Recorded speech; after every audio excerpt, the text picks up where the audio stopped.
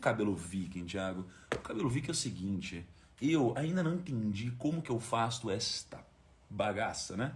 Porque olha só, precisa prender ele, e eu não sei fazer isso direito, preciso da K. E hoje a K não nos Como sempre, encontramos. né? Nós não nos encontramos hoje, né?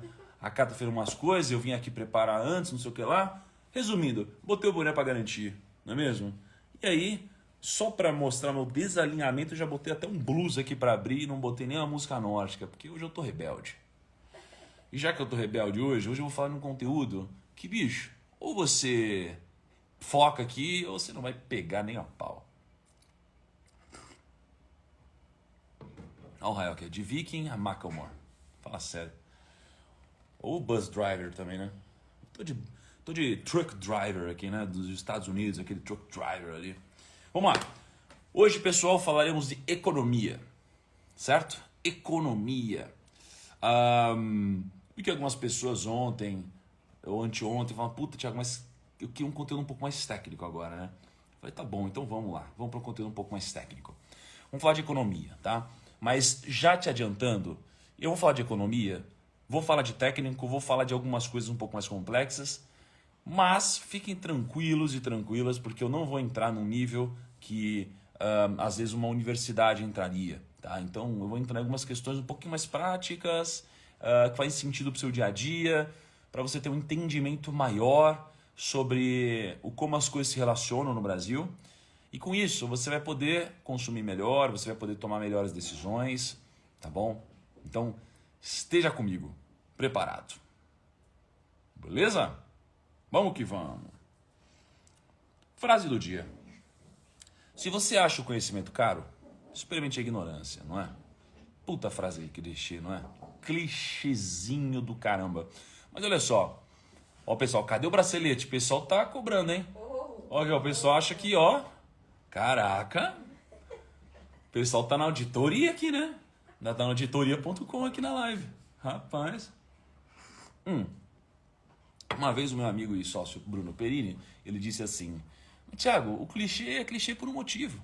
Nossa, uma galera perguntando pra você, hein? Não, clichê é clichê por um motivo. Eu falei, mas por qual motivo, Perini, o clichê é um clichê? Aí ele disse, o clichê é um clichê porque funciona. Né? Se não funcionasse, se não tivesse nenhum motivo para ser passado adiante, não seria. Né? Então é por isso que essa frase ela é passada como clichê. Se você acha conhecimento caro, experimente a ignorância. Né? Então, no final das contas, a gente olha para alguém que não tem conhecimento e a gente repara na vida dessa pessoa o quanto muitas vezes custa caro ela não ter esse conhecimento. Né? Então, a falta de conhecimento muitas vezes te faz tomar decisões erradas, te faz pagar mais caro nas coisas. Né? Então imagina, né? Você pega aqui no condomínio, eu tenho um amigo aqui no condomínio, o Kaká. O Kaká, puta, ele só compra coisa barata, velho. O cara, ele faz uns negócios aqui com casa, com terreno, ele só compra coisa barata. Ele tem muito conhecimento nessa área. Né? Ele só tem conhecimento nessa área. E aí, toda vez que o Kaká chega pra mim, ele fala, puta, Thiago, eu comprei aqui, ó. Eu comprei essa casa aqui, ó. Eu comprei um terreno aqui, Thiago. E aí ele fala, e eu falo, puta, Kaká, eu tô me sentindo idiota. Nossa, eu tô me sentindo idiota. E porque o Kaká chega, você paga, por exemplo, teve um terreno aqui no condomínio. Posso falar, né, amor, quanto a gente pagou? Não? Tá bom. Então tem um terreno aqui que a gente comprou no condomínio, pagamos um valor no terreno, aí o terreno subiu 50%. Beleza?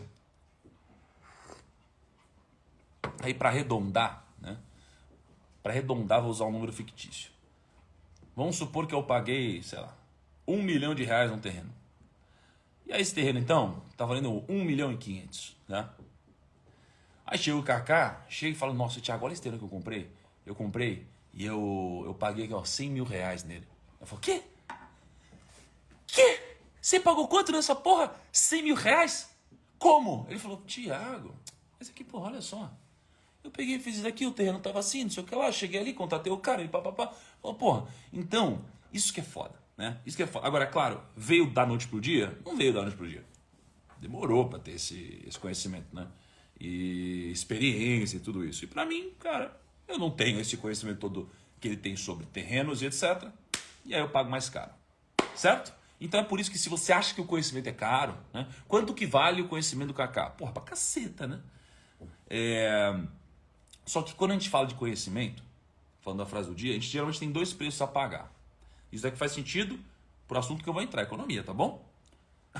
Então olha lá. Primeiro, qual que é o preço que você paga? Primeiro é o dinheiro que você paga. Né?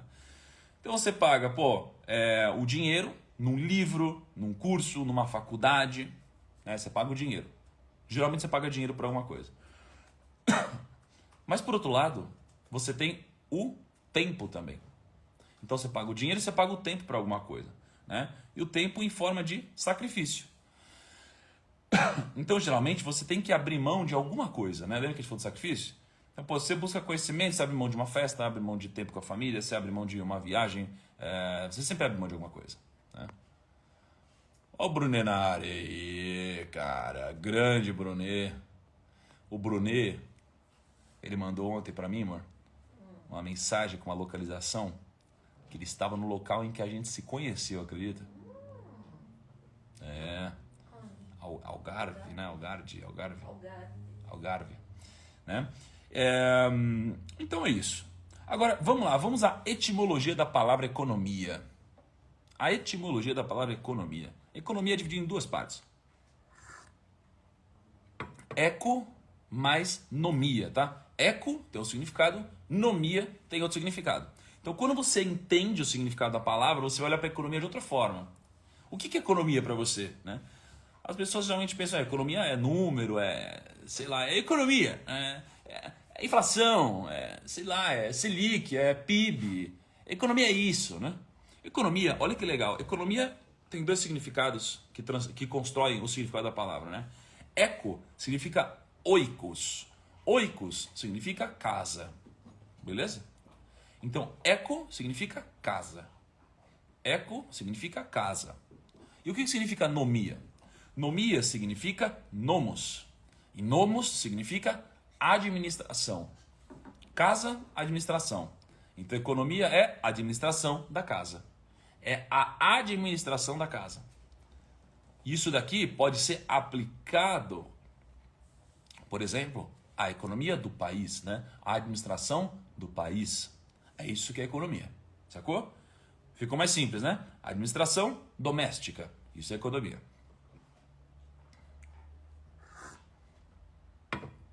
Belezura? Mas como que os economistas pensam?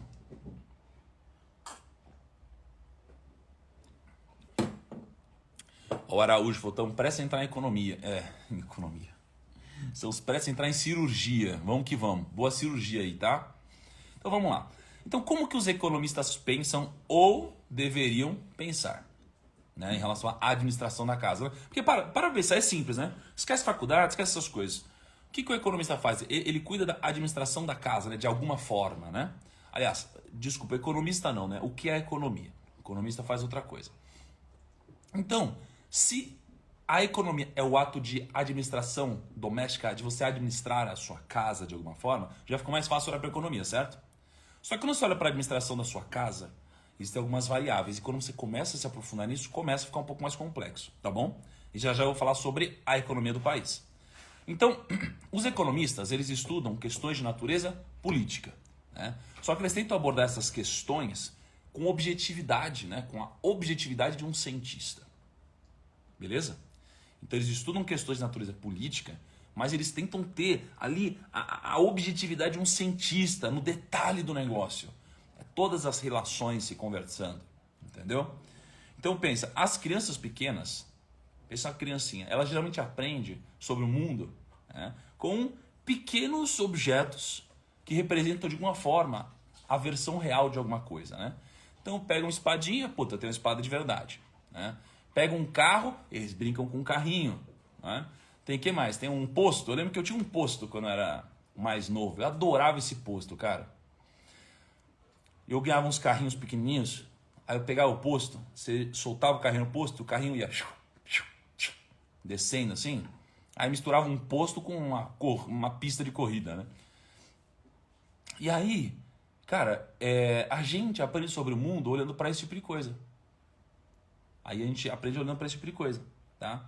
Só que da mesma forma que uma criança usa um modelo para compreender o mundo real, então se ele olha para um modelo que replica o mundo real de alguma forma, os economistas, eles usam modelos com o mesmo objetivo.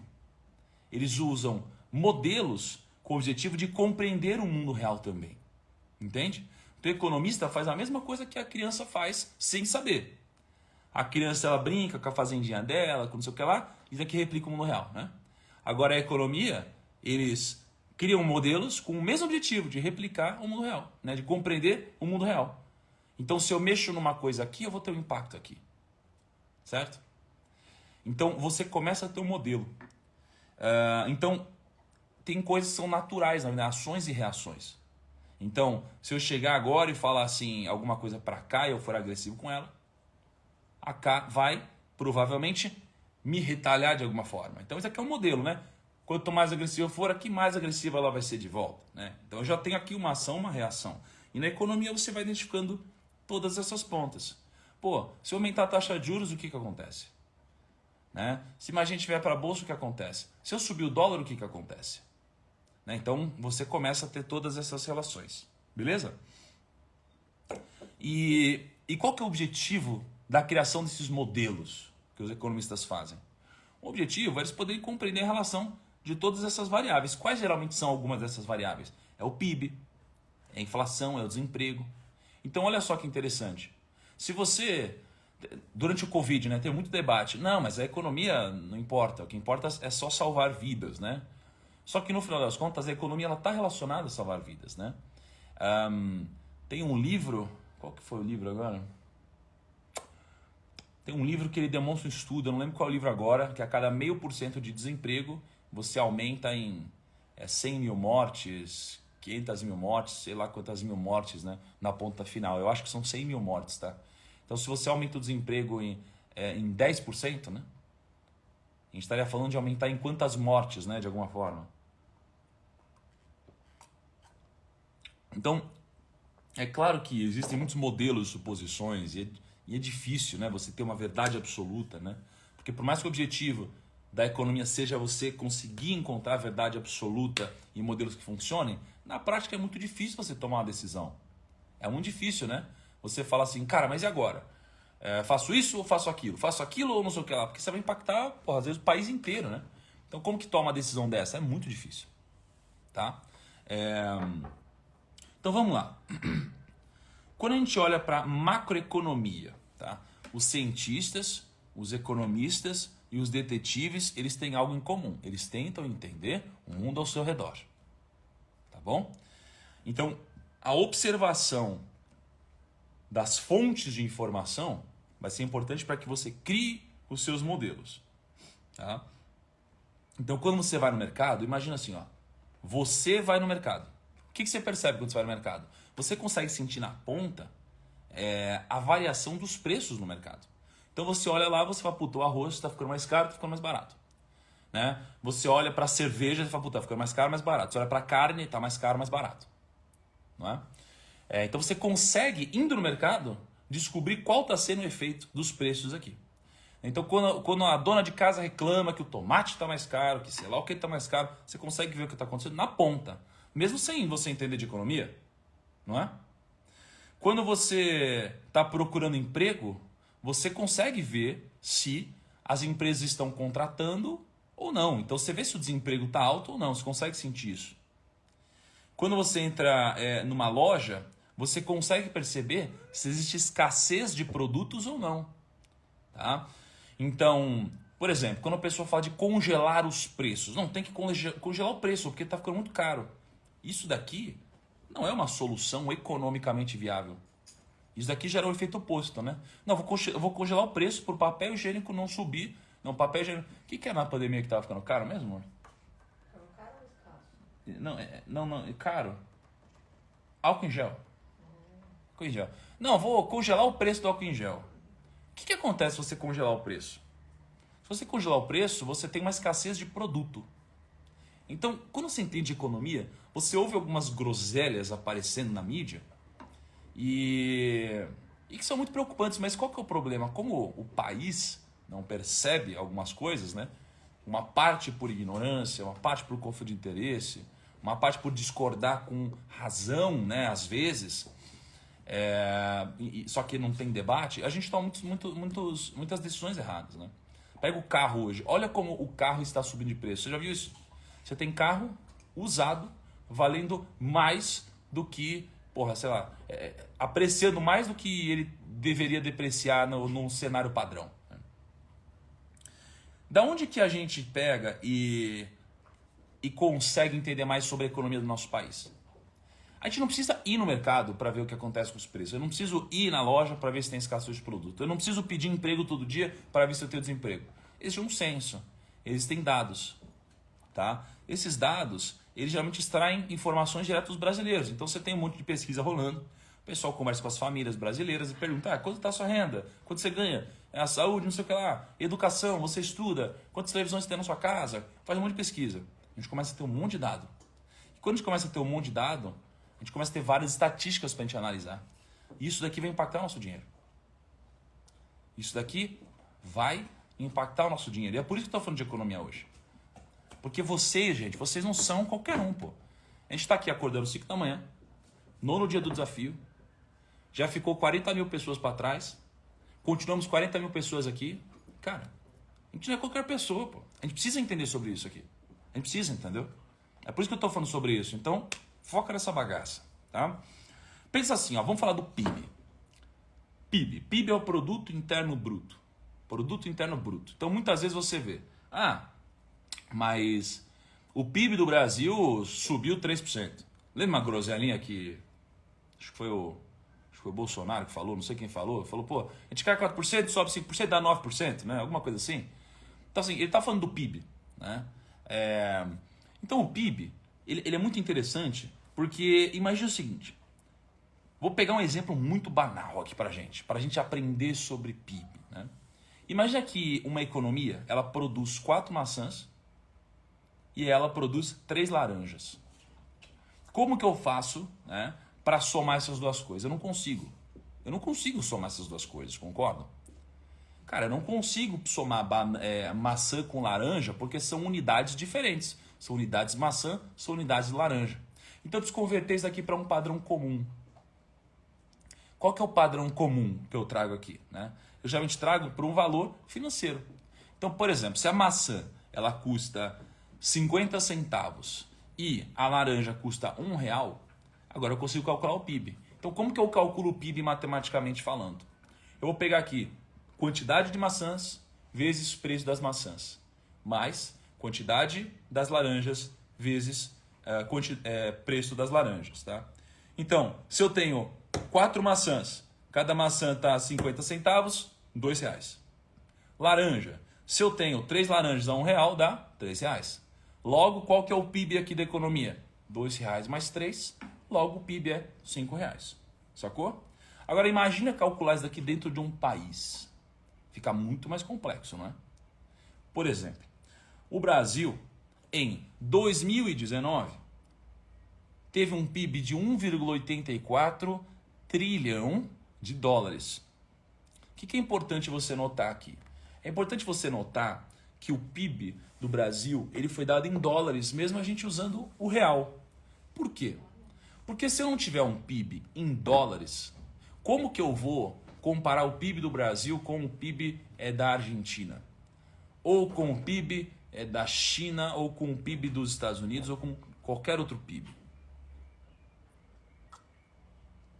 Eu não vou, né? Então a gente precisa trazer para a mesma medida. Para a mesma medida a gente precisa trazer. Certo? Agora vamos lá. Vamos brincar de imaginar. Eu vou falar de uma forma geral sobre economia para você entender algumas relações importantes, tá bom?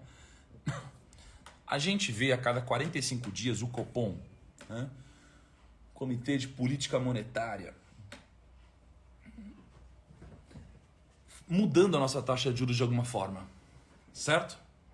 Ele muda a nossa taxa de juros de alguma forma. E aí você olha para aquela bagaça, né? E aí, sempre que muda a taxa de juros, eu faço um vídeo. É muito engraçado isso, gente. Olha só, é muito engraçado.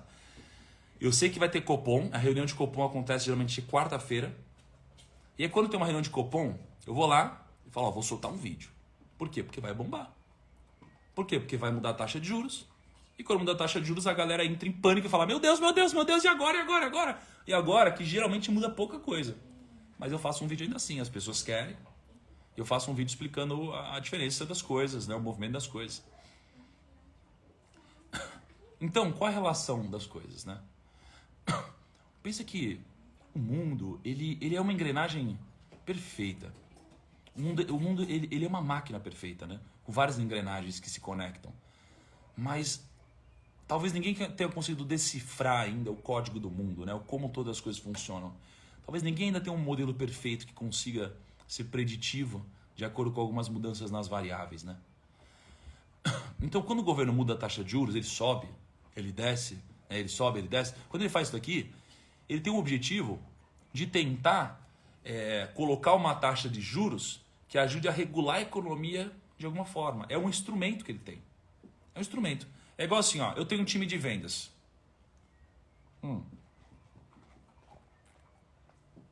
Imagina, eu tenho um time de vendas, né?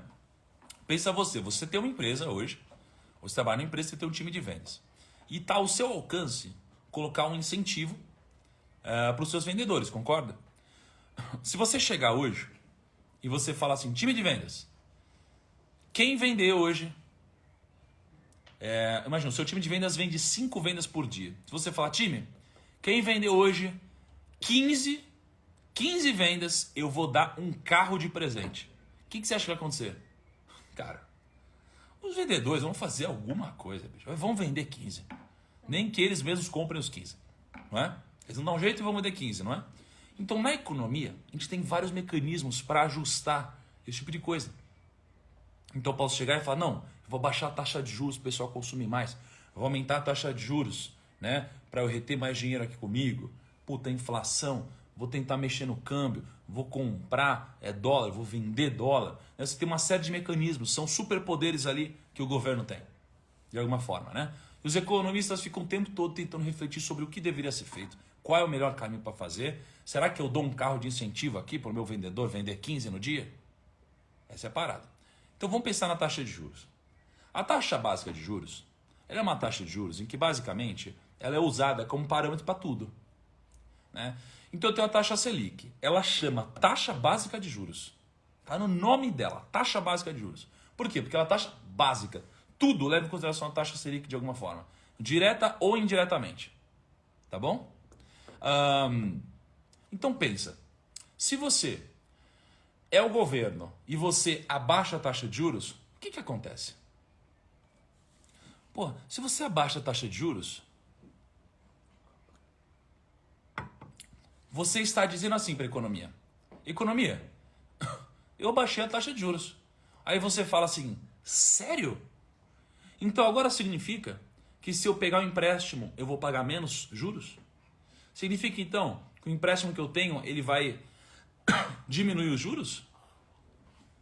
Oh, pô, então legal. Então eu vou pegar e vou começar a gastar mais dinheiro, porque agora eu pago menos. Então se eu pago menos, ó o Paulo Musi aí na área, precisamos conversar, hein, Paulo? Então você pega, e se você agora gasta menos em juros, você vai começar a comprar mais, velho. Porque, lembra que eu falei do Kaká?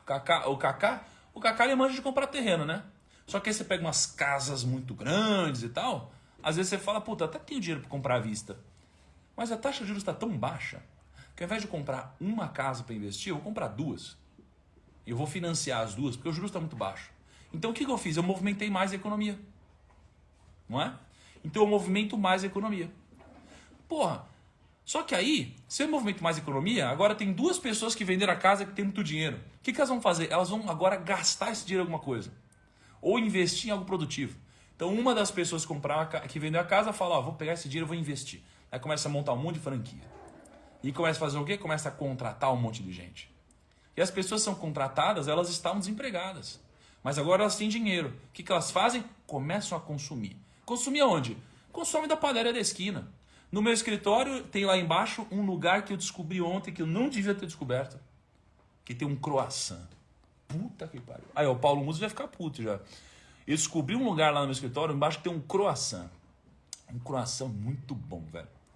Então, o que o funcionário faz da franquia quando ele é empregado e começa a ganhar dinheiro? Ele pega esse dinheiro, né, e ele começa a consumir nesse lugar do croissant, na padoca da esquina, começa a comprar roupa na lojas Renner, começa a comprar tênis lá na Fiverr, na Arezzo, começa a fazer pedido no iFood, pede não sei o que lá no Rappi, começa a tomar cerveja não sei o que lá, então ele começa a gerar economia.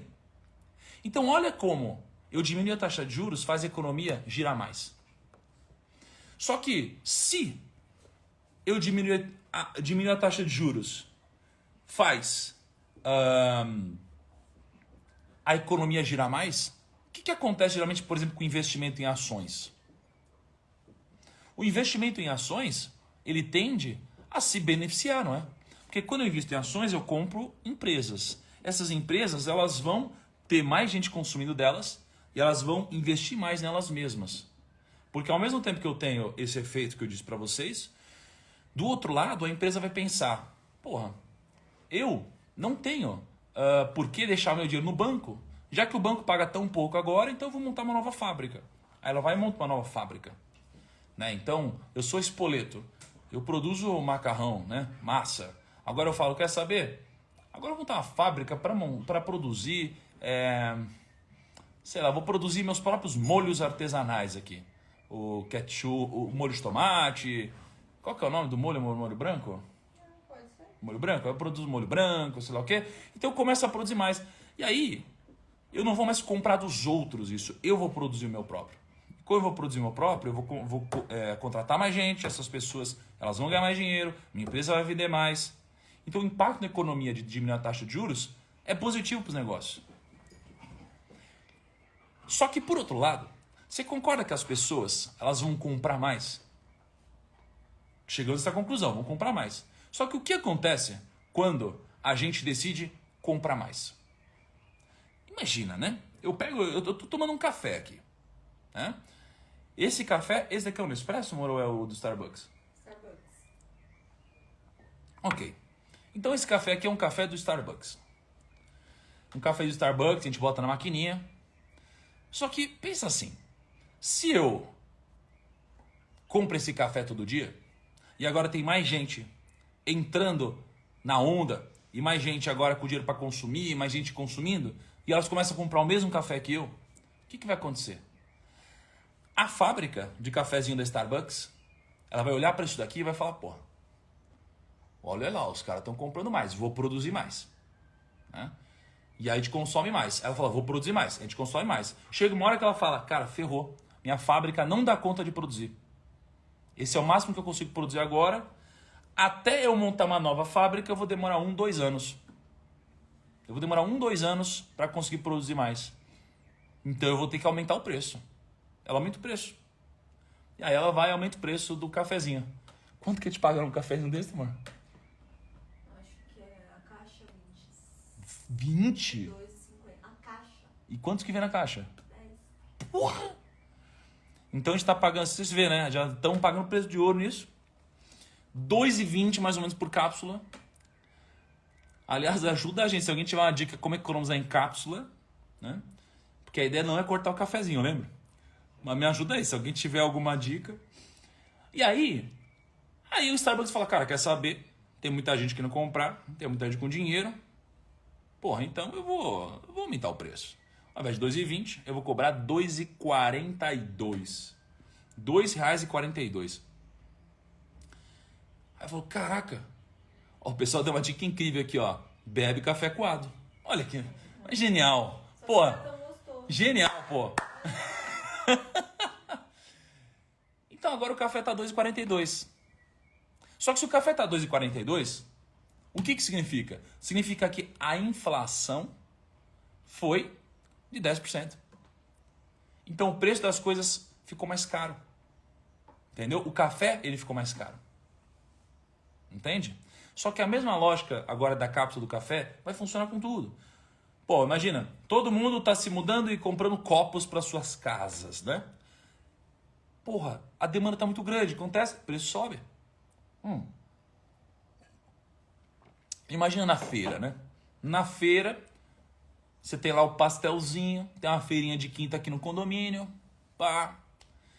E aí, você pega, vai na feira, tem pastel lá. Aí tem pastel de calabresa com mussarela, tem pastel de frango com, sei lá, catupiry, milho, um monte de coisa. Aí você chega lá, não tem ninguém ao seu redor. Você pensa, porra, que legal. Tem só eu, o preço tá bom. Aí, agora, você volta na outra quinta, tá lotado. Não tem pastel para todo mundo. Se o pastel, o Joãozinho do pastel, ele aumentar o preço do pastel, o que vai acontecer? Vai ter algumas pessoas que talvez não comprem. Mas como a demanda é muito grande, os preços vão subir. Então você vai ter inflação. Então quando a gente diminui a taxa de juros, o que geralmente isso aqui gera? Inflação. Certo? Gera inflação. Chega uma hora que, cara, você precisa mexer na taxa de juros. Porque pensa, a inflação está subindo. Chega uma hora que você precisa fazer o quê? Você precisa falar, cara, peraí, eu preciso desincentivar um pouco o consumo de alguma forma. Preciso desincentivar o consumo. Pô, o pessoal tá falando que só tô falando de comida, mano. Vou falar de outra coisa agora. Tá bom, vai. Vou falar de outra coisa aqui, né? Então chega uma hora que eu preciso falar, cara, eu preciso parar de baixar a taxa de juros, preciso subir a taxa de juros, né? Para desincentivar um pouco o consumo e incentivar a poupança, né? Incentivar eu guardar dinheiro. Mas aí você pensa o seguinte, aconteceu muito durante a pandemia, né? Impressão de dinheiro. E a gente começa a entrar no Bitcoin, né? Impressão de dinheiro. O governo, ele tem uma máquina de imprimir dinheiro, certo? Antigamente, a gente só podia imprimir dinheiro quando a gente tinha ouro guardado. Vocês sabiam disso? Existia o padrão ouro, que a gente chama. Quando a gente tinha, então, ouro, a gente podia imprimir dinheiro de acordo com o ouro que a gente tinha. Se eu não tivesse mais ouro, eu não podia imprimir mais dinheiro. Passou um tempo, né, e os Estados Unidos começou a mudar um pouco, né, esse padrão ouro ficou para trás. E agora, o que dá valor à moeda não é mais o ouro. O que dá valor à moeda é, ou seja, o lastro não é mais o ouro. O lastro é a confiança das pessoas. Para pensar, você pega essa bagaça aqui, ó. Se a gente acreditar que isso aqui tem valor, isso aqui tem valor. E pronto. É assim que funciona hoje o dinheiro. Só assim. A gente dá valor para um pedaço de papel. Essa bagaça, entendeu? Aí, a gente gravou na Finclass com o Yuval Harari. Yuval Harari. Tá? Yuval Harari é aquele cara do Sapiens. Incrível, né? A gente gravou com ele em Israel. Olha o que esse cara falou. Ele falou assim, ó. Nem todos acreditam em Deus, mas todos acreditam no dinheiro. Olha que foda. Nem todos acreditam em Deus, mas todos acreditam no dinheiro. A gente dá valor a isso. Então, durante um tempo, a gente deu valor a várias coisas diferentes. A gente faz uma moeda aqui, o Xp. Tava fazendo merda. E aí, a gente dá valor ao dinheiro. Entende? É a gente que dá valor. É um papel, velho. Só que, olha só, a gente dá valor para um pedaço de papel. E quem controla isso daqui, geralmente é o governo. Então o governo chega, né? E ele fala assim, vamos imprimir mais dinheiro. Olha que puta solução que eu tive. Nossa, mas eu sou um gênio, né? Eu falo, vou imprimir dinheiro. Qual que é o valor do dinheiro? Não, o valor é eu acreditar que vale. Ah, é? Tá bom. Então a gente acredita que um pedaço de papel vale. Chega aqui, o governo fala,